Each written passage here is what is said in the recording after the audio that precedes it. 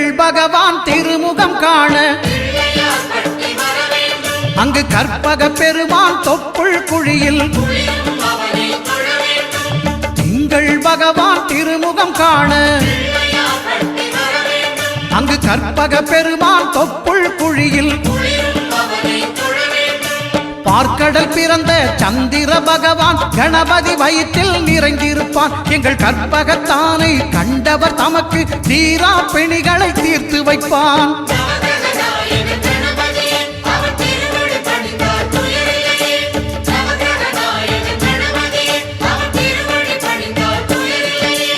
ஒன்பது கோளும் ஒன்றாய் காண